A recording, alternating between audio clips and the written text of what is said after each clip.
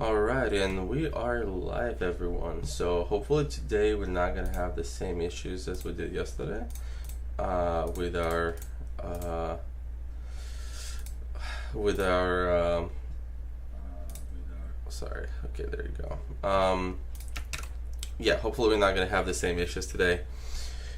So we'll see how that goes. I'm gonna go ahead and post this on Instagram real quick, guys, and we're gonna start. There's actually a couple of really interesting news for today, and we'll see how that's gonna go. And I really want to talk about the news today. I think they are very interesting, in my opinion. Okay, so we're posting this on Instagram.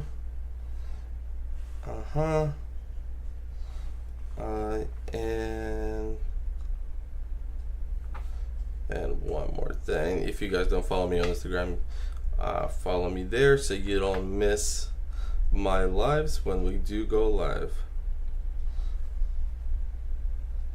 Alrighty.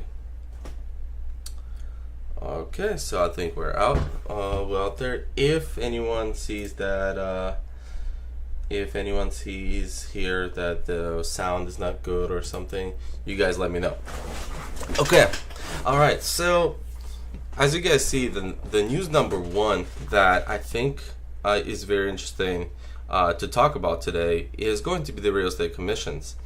So, what has happened over the past month and a half? There have been lawsuits against realtors, and I guess the NAR, the National Association of Realtors. So it's not realtors directly; it's the entire association. So this is very interesting. What happens is that with this new, all right. So what's going on currently is that realtors are getting sued for inflating commissions. According to CBS News, we're going to go through this because this actually happened in Missouri and it's been spread into other states, which is really interesting to see what happens in the future. Because if this is a trend and this would to continue, most likely this will become a problem and will change the market completely, especially for realtors, especially for buyers. So what's going on currently right now? So this case is centered on the commissions home sellers make to a buyer's realtor. So those payments are partially governed by NAR, which mandate that seller includes a fee offered to the buyer's agent in the listing property. The offer is known by real estate agents representing prospective buyers, but the latter are usually in the dark on those amounts. That can lead agents to steer buyers into deals to maximize their own commissions. Alright, so long story short, how it works with real estate agents is that when a seller lists their property, right? So they have a 5% or 6% commission. Good morning, everyone. So they have a 5% or 6% commission, and that commission is split between the seller's agent and the buyer's agent. So the entire case is based around the fact that people are confused. Why does the seller is paying the buyer's agent commission? The guy that presented this case has said that I have never even met the buyer's agent, and why am I paying a percentage of my home's equity to the person that I've never even met? Which, in my opinion, is a valid question. I understand. However, what are other options do we have? So what they're presenting, and I think what they're trying to go about, and how they're trying to go about it, is that they're trying to say that if you have a agent and you're looking for a house with your agent, then you have to pay your agent out of your own pocket. So what this gonna do is that this gonna put a lot more burden on the buyers. And if this puts a lot more burden on the buyers, I don't know how many people will be able to afford an additional fee when they're buying a property. So let's say you're buying a $300,000 home, an additional 3% is an additional $9,000. You already have to collect down payment, closing fees, etc. And on top of that, they want to throw that on buyers as well. It's kind of a very weird topic, because I do understand where the sellers are coming from, saying, why am I paying for someone I'm not even hiring that person? However, from this buyer side, I do not believe that there is really any other options, because a lot of people are not going to be able to afford a real estate agent. Well, in this situation, I feel like one of the two things are gonna happen. Either this is gonna be all battle by NAR and Remax and Keller Williams and things like that, and they're going to defeat this lawsuit, and this is going to change and it's going to stay the way it is. Or will this trigger, maybe there's going to be more platforms and softwares and more services that could be your real estate agent. So what I mean by that, good morning. So what I mean by that is, instead of having to hire a real estate agent, maybe there will be a platform that will represent you as a real estate agent throughout your transaction. And maybe you'll have to pay a flat fee on it. Let's say you pay $1,000, and it's going to represent you on this particular purchase or whatnot. So I do think there is going to be some change if this does go through. It's not going to stay the same. People are not going to be willing to pay a buyer's agent and 3% from their own pocket when they are purchasing the property. So this is a very interesting lawsuit. It's something I'm going to follow and see what happens. And Keller Williams obviously saying they're going to try to dispute it and see if they can battle it. I'm not sure if this is going to work out, because it seems like the judge already approved the 1.8 billions in like they have to pay them back. But we'll see what happens. But this is very interesting news to follow, so obviously I'm going to follow these news and report it to you guys if there is any updates.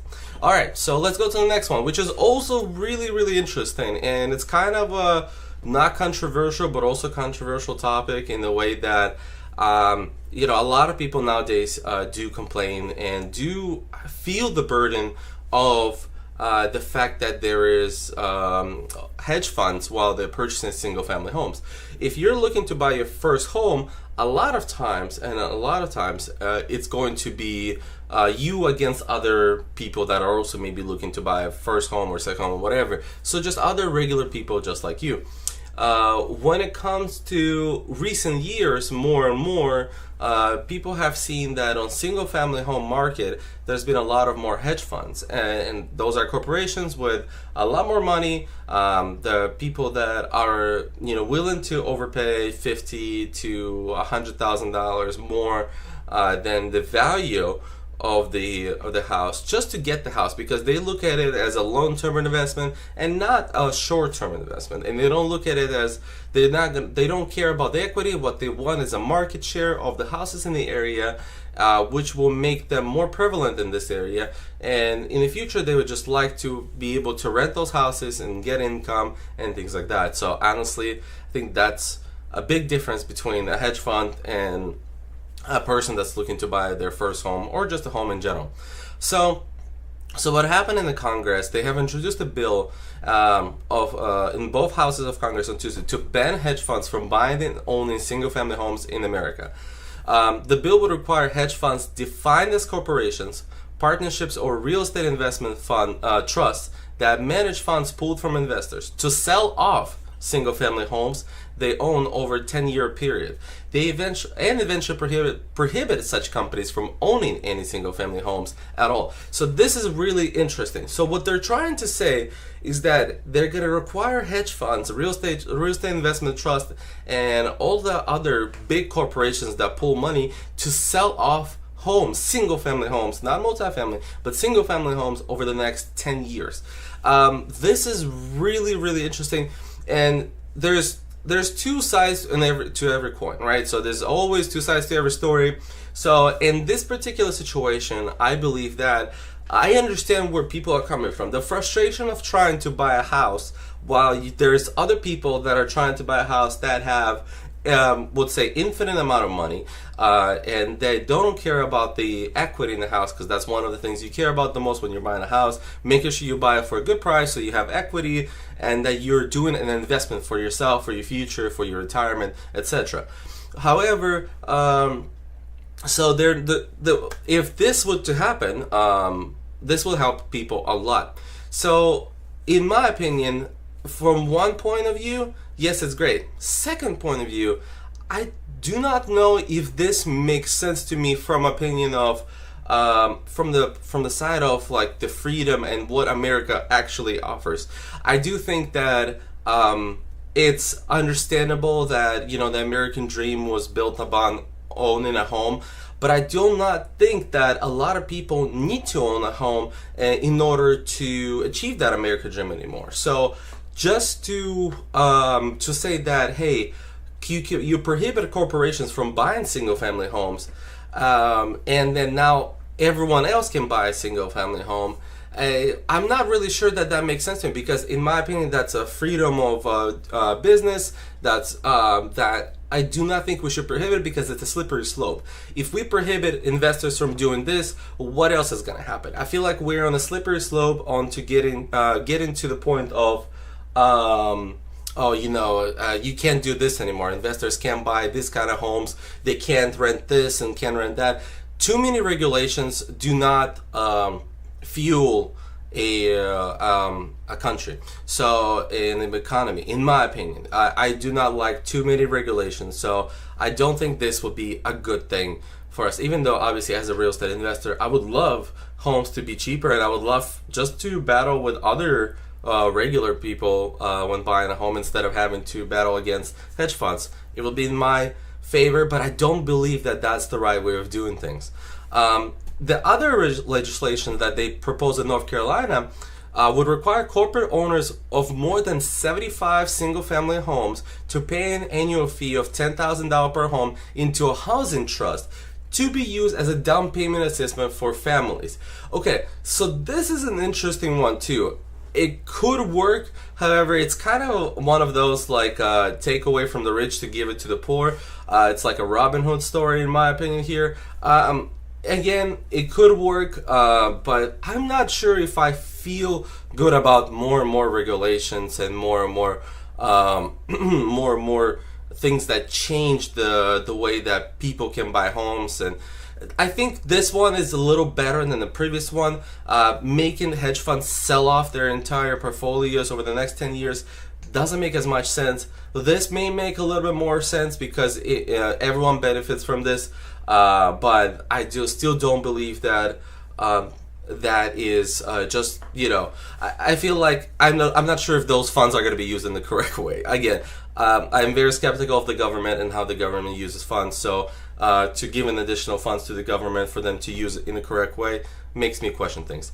So then here it says that, so this is what's interesting. This is what they are basing their entire legislation on. They're saying by June 2022, institutional investors own 3% of all single-family homes rental nationwide. But in affordable markets, they own a considerable market share. For example, in Charlotte, they own 20%.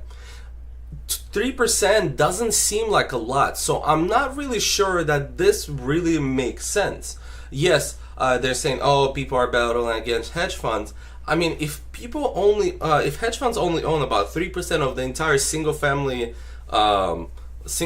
market, I'm not sure this is a big of a problem to regulate it. I'm very curious if there's been people that maybe in the chat or they have heard about other people betting against hedge funds, but I do not believe this is a big enough problem to provide these legislations and approve this legislation. So again, I'm all for fair market, and I don't like the government having too much power. I do believe that free market is the best way for the country to grow.